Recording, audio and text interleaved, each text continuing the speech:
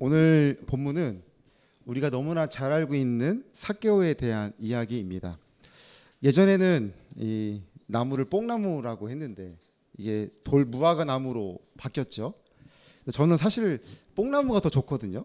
뭔가 더 이렇게 느낌도 옛날적인데 돌무화과라고 하니까 조금 느낌 덜한 것 같고, 어쨌든 우리가 이런 본문 속에서 오늘 주님이 부르신다라는 주제로 함께 잠깐 은혜를 나누겠습니다.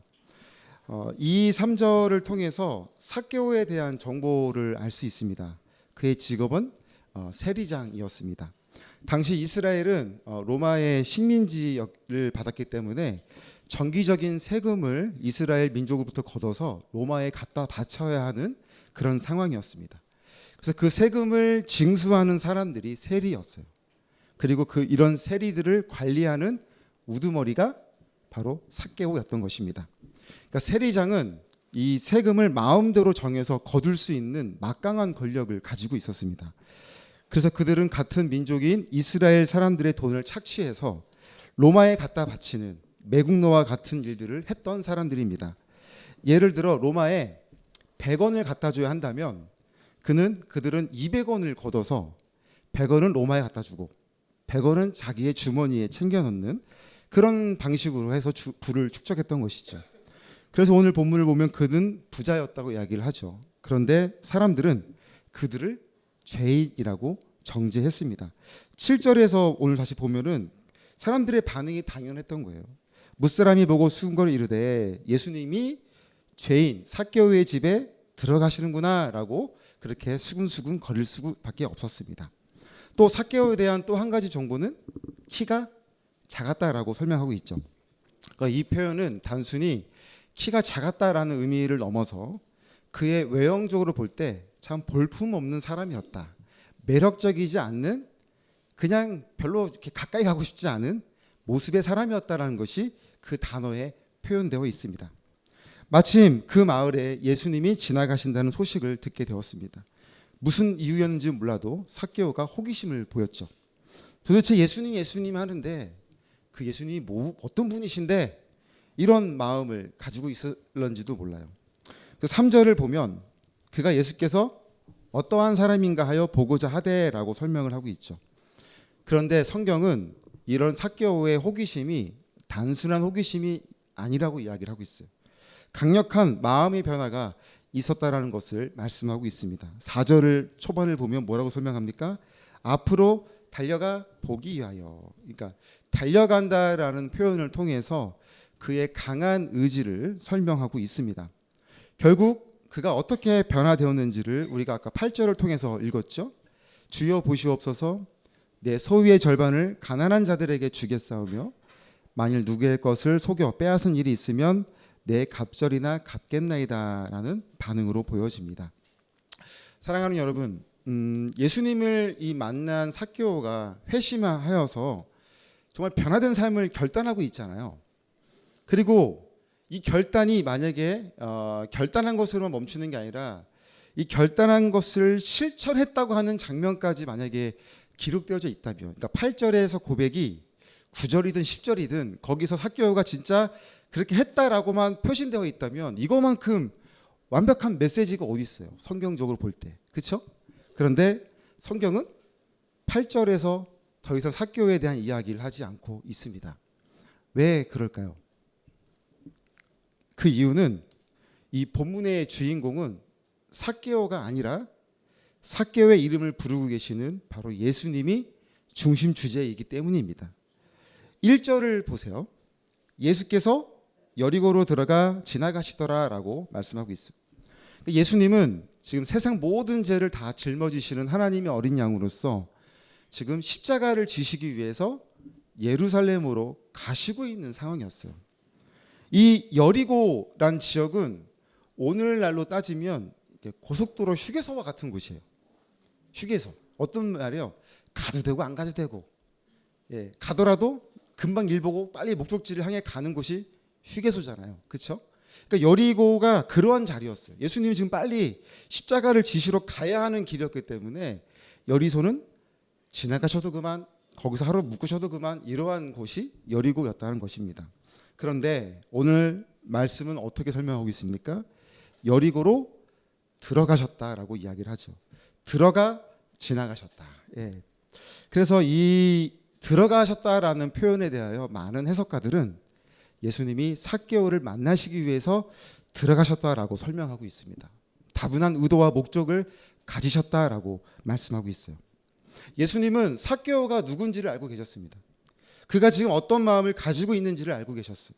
그래서 예수님이 그에게 다가가기만 한다면 그가 어떻게 행동하여 돌 무화과 나무에 매달려 있을지 알고 계셨던 것입니다. 삭개오는 눈을 감고 길을 닫고 살아가면 지금 자기가 쌓은 부를 가지고 충분히 재밌게 멋지게 땅땅거리면서 살아갈 수 있는 사람이었어요. 로마가 부여한 권리였잖아요. 그가 지금 부정직한 일을 해서 이런 일을 하는 세리라는 직업을 알고 있으면서도 그 일을 선택했고 그 일 가운데 승승장구해서 결국은 그 세리를 관리하는 세리장까지 간 그의 모습 아닙니까? 그러면 주변에서 손가락질해도 그는 아마 별로 이렇게 신경 쓰지 않고 살아갈 수 있는 사람 정도는 되는 사람이었어요. 그런데 그런 삭개오라고 한다면 그가 이 달려가는 인생의 목표는 무엇이었을까요? 그가 추구하던 자아 만족, 내적 평안의 도구는 무엇이었을까요? 누가복음 10장을 보면 율법학자가 예수님께 다가와서 물어보는 게 있어요. 영생을 어떻게 하면 얻을 수 있습니까? 라고 물어봅니다. 율법학자는 당대 최고의 엘리트였어요. 최상위 지식인 집단이었습니다. 오늘날로 따지면 이 율법학자는 헌법재판관 같은 사람이었어요. 대법관, 최고 엘리트 아닙니까? 뭐 지금 뭐 말이 많아도 최고 엘리트잖아요. 대법관, 예, 그런 사람이 율법학자인데 그런 사람이 예수님께 다가와서 영생에 대해서 묻고 있다는 사실은 삭개오와 같이 자아만족, 내적 평안의 만족을 얻지 못하고 있었음을 의미하고 있어요. 예수님은 영생을 얻는 비결을 선한 사마리아인의 이야기로 이야기를 하셨어요. 이 이야기가 뭐예요? 율법학자한테 야, 너 공부 그만해. 그냥 빨리 가서 이웃들을 주님의 사랑으로 섬겨. 너 그게 영생을 얻는 비결이야. 직설적으로 얘기하신 거 아닙니까? 그거 그만해. 그거 더 이상 그렇게 살아가면 절대 너 구원 못 받아. 나처럼 예수님의 마음을 가지고 섬겨. 그래야 영생 얻을 수 있어. 그러니까 예수님이 혹시 사람들이 섬기라고 하니까 뭔가 세상적인 방법으로 사랑을 또 실천할까 봐 하나님을 사랑하는 것처럼 내 이웃을 사랑하라라고 분명하게 예수님의 사랑의 방법으로 다가가라고 말씀하셨습니다. 만약 삭개오가 착한 마음을 가져서 나는 정직하게 세금을 거두는 사람이야 라고 했다면 그는 좀 괜찮은 사람이었을까요? 여전히 자신이 주인 삼은 목표가 여전히 세상적인 방법에 머무르고 있다면 그는 똑같이 평안함을 얻지 못한 채 살아가고 있었을 것입니다. 삭개오는 자신이 죄인임을 알았어요. 죄로부터 오는 불편함, 죄로부터 오는 평안하지 못한 마음으로부터 괴로워하고 있었습니다. 삭개오는 진정한 삶의 의미에 대해서 갈급해하고 있었어요. 산다는 게 뭘까? 도대체 이 한 번뿐인 인생 어떻게 의미 있게 살아갈 수 있을까? 어떻게 하면 삶의 평안함을 얻을 수 있을까? 그런 고민을 하고 있던 사람이었습니다. 그런 그에게 예수님이 다가오신 것입니다. 아마도 삭개오한테는 예수님이 오신다는 소식만으로도 충분했을 거예요.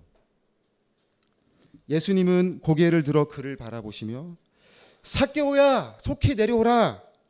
정확하게 그의 이름을 불러 주셨던 것입니다. 어제 이제 그 배경고 키클럽이 시작됐어요. 한 달 동안 이제 6월 중순까지 배경고가 하는데 무려 90명의 학생들이 그 활동을 참여했어요. 너무 놀랍죠? 얼마나 많은 학생들이 이렇게 몰려오니까 제가 얼마나 경황이 없겠어요. 근데 그 90명의 학생들 중에는 작년에 교육을 받고 봉사한 친구들도 한 열 몇 명이 또 봉사하고 싶어서 참여를 한 거예요. 대단한 학생들이죠. 그러니까 그 중에는 작년에 저를 본 학생도 있는 거잖아요. 제가 웬만하면 얼굴을 기억하고 이름을 기억하려고 하는데 막 이렇게 준비하고 있는데 학생이 한 명이 와가지고 목사님 안녕하세요 그러는 거예요. 얼굴이 기억이 안 나는 거예요. 이름이 기억이 안 나. 얼마나 당황스러운지. 그 제가 인사를 아는 척하고 하는데 했더니 이 친구가 실망한 표정을 안고 자리에 앉는 거예요. 그러니까 막 제가 식은땀이 막 나가지고 막 기억을 더듬는 거야. 누구였지? 이름이 기억이 났네. 그 친구한테 갔어요. 야, 내가 이름 부르면서 야, 내가 미안하다. 너를 몰랐던 게 아니라 너무 경황이 없어서 잠깐 잊어버렸던 거야. 오해하지 마. 그랬더니 얼굴이 확 풀어져. 그래서 교육 중에 계속 그 친구 이름을 부르면서 그 친구한테 질문하고 주고받고. 예. 이름을 안다는 것은 그 존재를 안다는 의미잖아요. 수많은 사람들 중에 그냥 스쳐가는 그냥 인연이 아니라 나에게 특별한 사람으로 다가올 때 이름이 기억나는 거 아닙니까? 예수님이 삭개오의 이름을 부르셨다라는 것은 삭개오는 그러한 감동을 받은 거예요. 나무에 매달려 있는 그가 예수님이 그를 정확히 바라보며 삭개오야 속히 내려오라 라고 할 때 그가 받은 감동은 엄청난 감동이었을 것입니다. 6절을 보세요. 뭐라고 얘기합니까? 같이 읽어볼까요? 시작. 급히 내려와 즐거워하며 영접하거늘. 여러분 삭개오의 마음은 이해되시나요? 제가 서론에서 8절에 대한 이유의 이야기가 없다고 그랬잖아요. 왜 그랬냐면 삭개오가 정말 그 고백대로 실천했는지 안 했는지는 중요한 게 아니라 진정 예수님을 만난 그의 고백을 예수님이 인정해 주셨어요. 예수님이 구원의 자리로 선포해 버렸어요. 이 사람은 이제 아브라함의 자손이다. 하나님의 자녀가 되었다라고 그의 고백을 확정해 주셨기 때문에 삭개오가 했을까 말을까 고민할 필요 없어요. 반드시 그는 했을 것입니다. 마지막 보면 삭개오는 두 가지 결단을 하고 있어요. 8절을 보면 다시 한번 이렇게 두 가지 결단을 하고 있는 걸 보게 되는데요. 8절을 보면 주여 보시옵소서 내 소유의 절반을 가난한 자들에게 주겠고 만일 누구의 것을 속여 빼앗은 일이 있으면 내 갑절에 갖겠나이다. 두 가지 결단이에요. 첫 번째, 내 소유의 절반을 가난한 자에게 주겠다라는 것은 그가 구제사역에 결단을 한 모습을 보게 됩니다.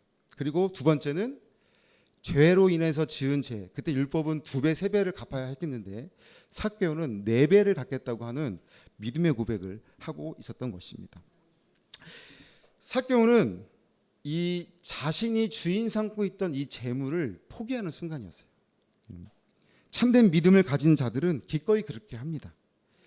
내 삶에서 가장 중요하게 여겼던 것들을 예수님을 만나고 나면 더 이상 그것을 중요하게 여기지 않는 거예요. 자신의 삶의 방향을 더 이상 그것들이 나를 주도하지 않아요. 예수님을 기준으로 결정을 바꿔버립니다. 믿음의 방해가 된다면 과감하게 버릴 줄도 하고요. 예수님을 위해서라면 사용할 줄도 알게 되는 거예요.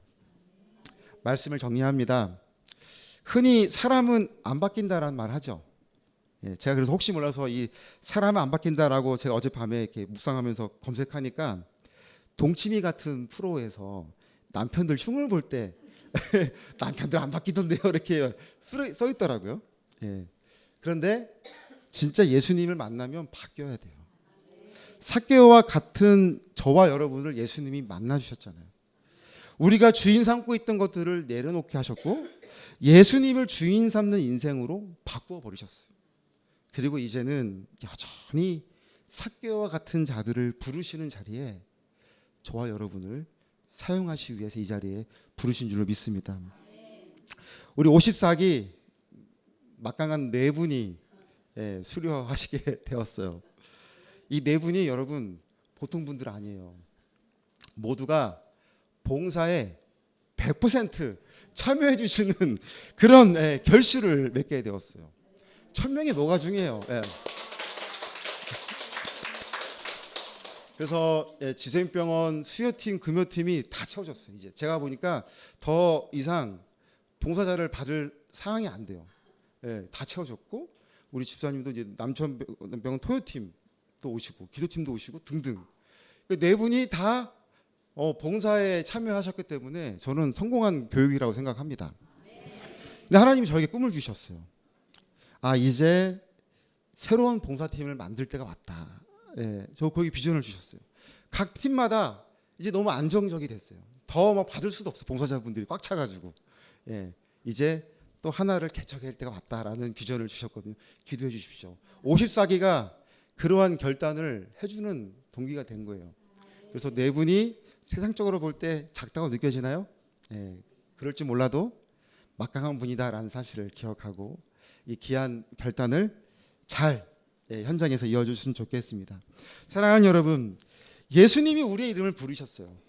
여기에 앉아 계신 이유가 내가 선택해서, 내가 원해서, 내가 뭔가 좋은 일을 찾으려고 온 게 아니라 주님이 부르셨기에 이 자리에 계심을 여러분 기억하시기 바랍니다. 함께 아름다운 사명을 감당해야 할 일만 남았어요. 우리에게 그러한 책임이 있습니다. 막중한 책임이 있어요. 선교의 이름으로 있는 이 자리가 여러분들 그런 사명감을 가지고 현장에서 얼마나 연약한 자들 많아요. 그렇죠? 학생들이 많은 질문이 뭐냐면 진짜 임종이 있는 사람들 만나냐고 한 질문을 되게 많이 했어요.